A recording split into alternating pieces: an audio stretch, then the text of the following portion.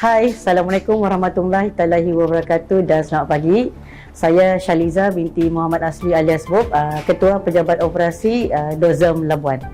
Okay, pada hari ini kami dari Pejabat Dozem Labuan ingin berkongsi dengan tuan-tuan dan puan-puan berkenaan dengan isu-isu viral berkaitan padu pada masa kini.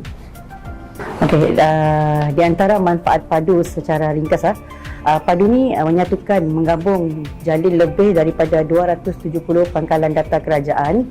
Ia akan menjadi satu rujukan tunggal berpusat dalam sistem perkhidmatan kerajaan bagi melaksanakan sebarang dasar berkaitan ekonomi dan juga sosial. Antaranya selain menambah baik pengurusan bantuan dan subsidi, dan untuk jangka masa panjang, padu juga berpotensi dalam memantapkan pengurusan bencana dan krisis lah. Ni antaranya lah manfaat padu.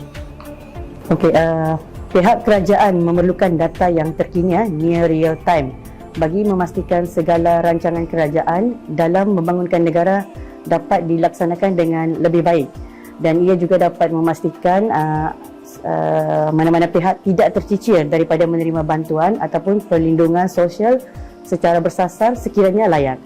Data daripada padu juga digunakan untuk semua perancangan ekonomi dan sosial negeri.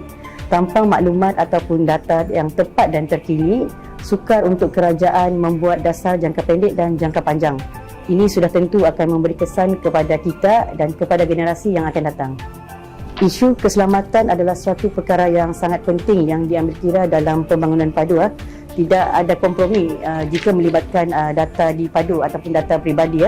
Sekiranya dilihat kepada sistem infrastruktur data padu, sistem ini telah pun dibina dengan memastikan risiko keselamatan pencerobohan data itu dapat diminimalkan.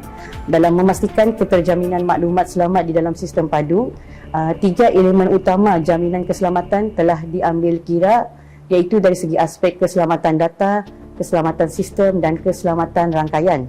Okey, agensi-agensi utama seperti Cyber Security, Agensi Keselamatan Cyber Negara ataupun NASCA, CGSO dan juga mampu turut terlibat dalam memelihara dan menjamin keselamatan data dalam sistem padu ini.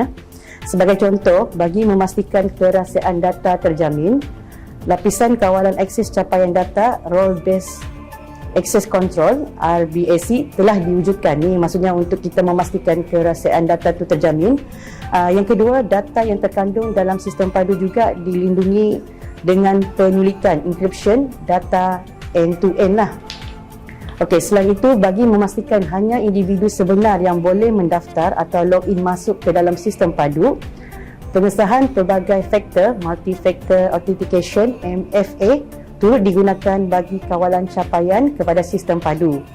Selain daripada itu, padu juga turut menggunakan kod laluan sekali, one time passcode ataupun OTP, yang dijana melalui email ataupun khidmat pesanan ringkas SMS lah yang kita biasa terimalah melalui kita punya handphone.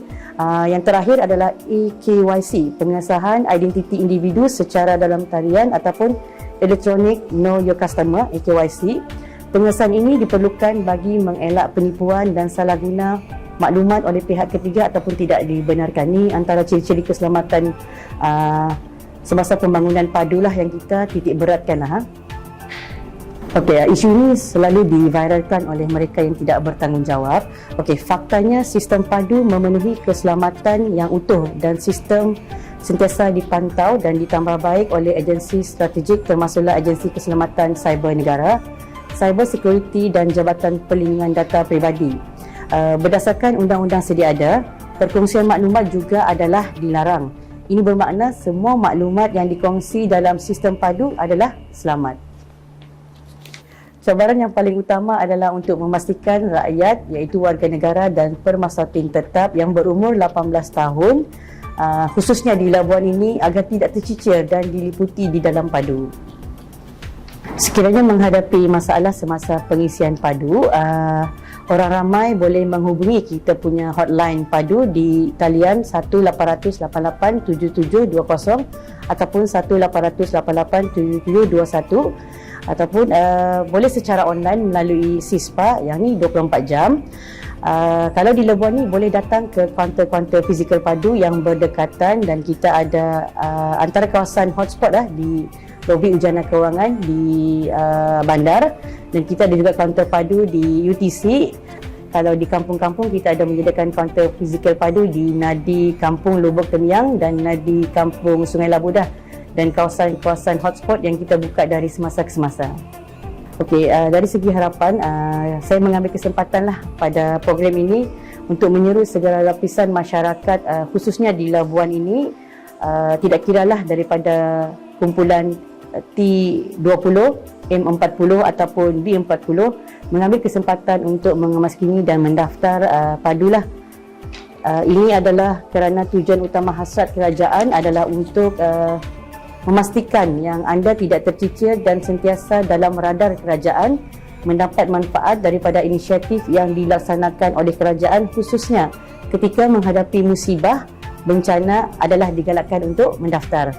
Akhir sekali, saya ingin merakamkan penghargaan dan terima kasih kepada pihak Jabatan Penerangan Wilayah Persekutuan Labuan kerana sudi menjemput Dozem Labuan untuk bersama-sama menjayakan program Santai Jiwa Madani bersama komuniti yang diadakan di Nadi Kampung Lubuk Temiang bagi memungkinkan usaha menjayakan padu.